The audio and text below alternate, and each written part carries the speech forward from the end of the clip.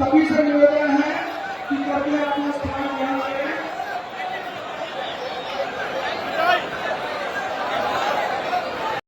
जो कार्यक्रम आप लोगों ने यहाँ के लिए तय किए, विकास के हो, विरासत के संरक्षण के हो, यहाँ के वनवासी और वंचित बच्चों के आश्रम पद्धति विद्यालय के हो, इन सभी पे सरकार पूरी प्रतिबद्धता के साथ कार्य करेगी। इस विश्वास के साथ मैं एक बार फिर से इस पावन धरा को नमन करता हूं। पूज्यपाद तुलसीदास जी महाराज और महर्षि वाल्मीकि की इस पावन धरा को कोटि कोटि नमन करते हुए, उनके श्री चरणों में कोटि कोटि नमन करते हुए आप सबके प्रति मैं अपनी शुभकामनाएं व्यक्त करता हूं। आप सब मेरे साथ बोलेंगे, भारत माता की जय, भारत माता की जय, भारत माता की जय, श्री राम, जय जय श्री राम। एक गांव है, सुदूर दक्षिण से आई हुई एक बस खराब होती है। उनके पास वो यहाँ की बोली भाषा नहीं समझते थे, लेकिन जब इशारे में उन्होंने कोई बात कही तो उस परिवार में कोई मांगलिक कार्यक्रम था। परिवार के लोगों ने पहले उन लोगों को बुला के कहा, अच्छा पहले हमारे यहाँ भोजन करो। उन्होंने कहा किसके लिए? हमारे यहाँ मेहमान बाद में आएंगे, उनके लिए हम फिर से बना देंगे। लेकिन वास्तविक अतिथि तो आप ही हैं, जो बिना किसी तिथि के, बिना किसी बतावे के आ गए हैं, तो आप हमारे पहले अतिथि हैं। और जो बुलाए हुए अतिथि हैं उनके लिए हम बाद में बनाएंगे, पहले आप ये करिए। फिर उनके लिए बस की व्यवस्था गांव के लोगों ने की। फिर उन्हें महाकुंभ में प्रयागराज तक लाने का काम किया।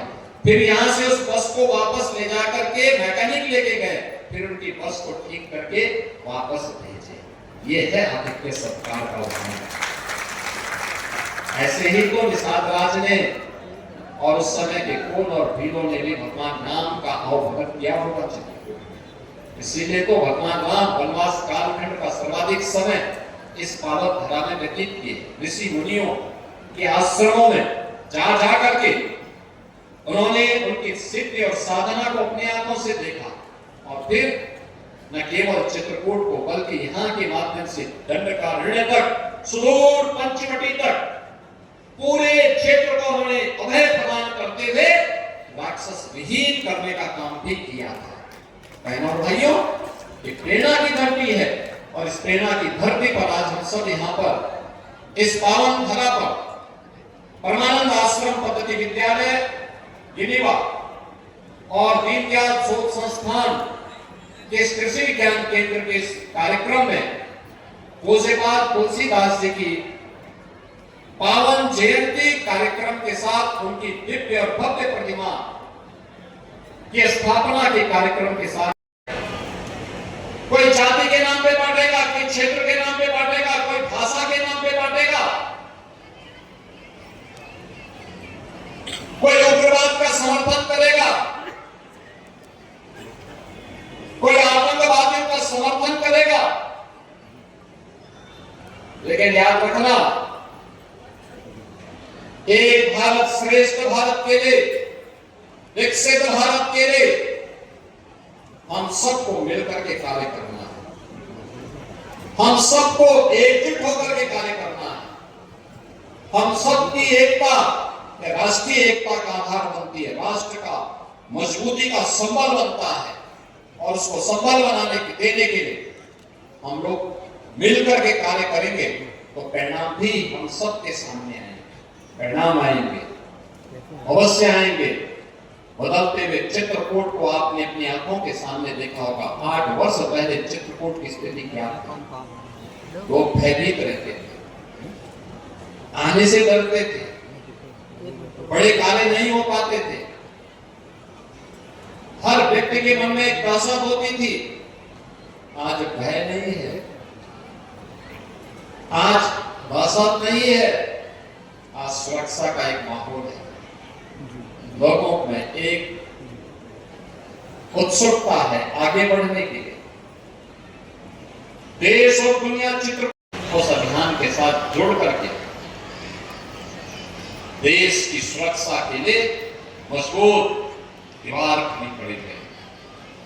बहनों और भाइयों, कनेक्टिविटी के लिए भी यहाँ पर अच्छे सड़क बने, अच्छा कार्य हो, इसके लिए भी हम लोग आए हैं।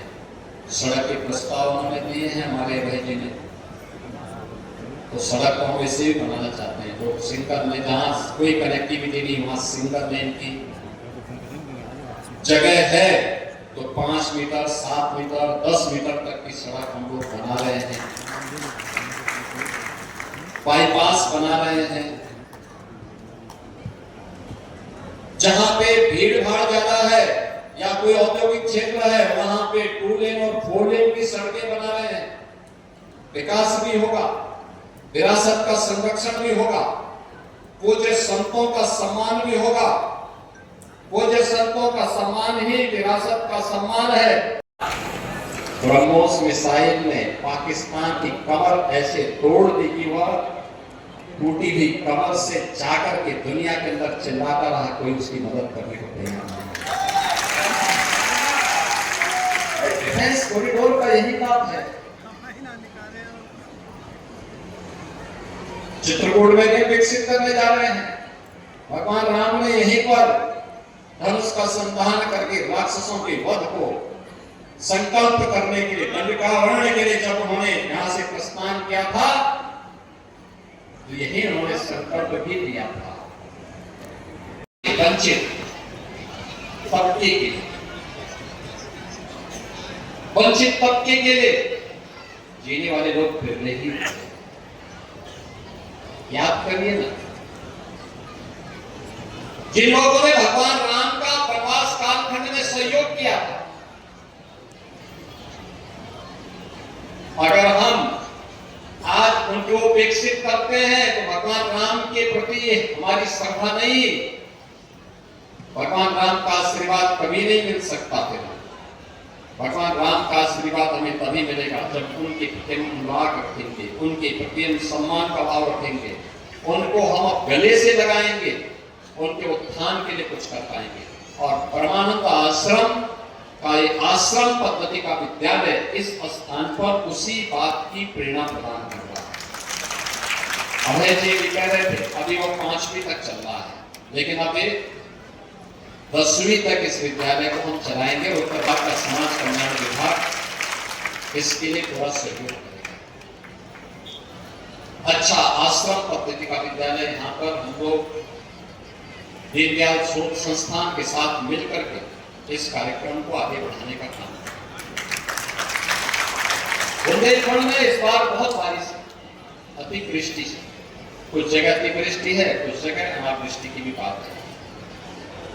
और प्रधानमंत्री जी की प्रेरणा से केंद्रीय कृषि मंत्री जी ने, कल ही हमारे कृषि मंत्री सूर्य प्रताप शाही जी दिल्ली से ही आए हैं, उन्होंने कल बातचीत की है। जिन्होंने कृषि विज्ञान केंद्र, जिन्होंने प्रधानमंत्री कृषि बीमा योजना में अभी तक अपना रजिस्ट्रेशन नहीं करवाया है, तो 15 मूंगफली और मूंग की अच्छी फसल दी है, हमने क्रय केंद्र के स्थापित किए,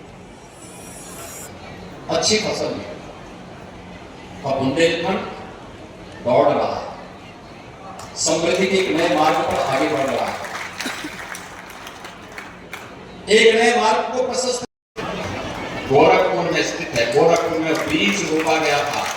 आज देश और दुनिया में लाखों की संख्या में ऐसे संस्थान सनातन धर्म और भारत के मूल्य और आदर्शों को संरक्षित करते हुए आगे बढ़ाने का काम कर रहे हैं, उसे एक नई प्रेरणा का केंद्र बने हुए। मैं अभिनंदन करूंगा यहाँ पर सत्य मुसैया देवी के स्थल के पूज्य महाराज जी की प्रेरणा से, जब यहाँ पर 1990 में इस कृषि विज्ञान केंद्र की नींव को आगे बढ़ाने के लिए सत्येंद्र नाना जी यहाँ आए थे, उस समय यहाँ जो वीरानी थी अपनी साधना से और साधना से प्राप्त सिद्धि के माध्यम से उन्होंने इसे एक नई प्रेरणा।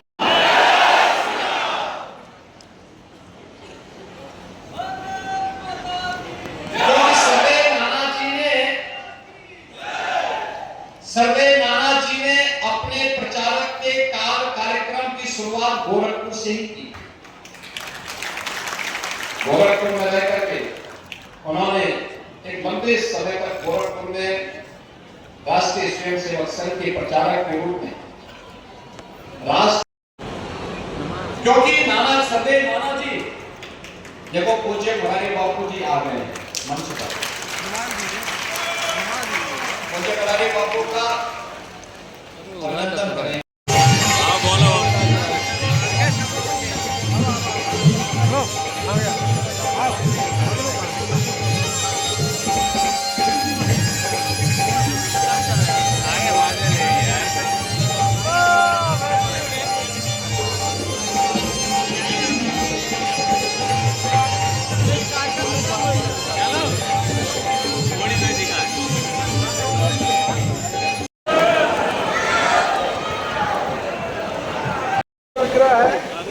सभी को समय बहुत कम है। आप सब जो इस सभागार में हैं,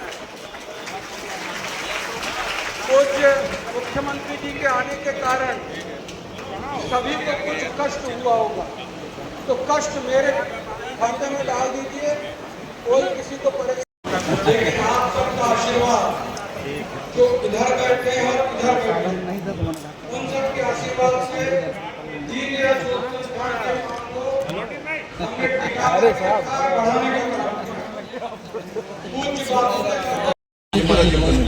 आप वहाँ देख लीजिए यहाँ पे जो है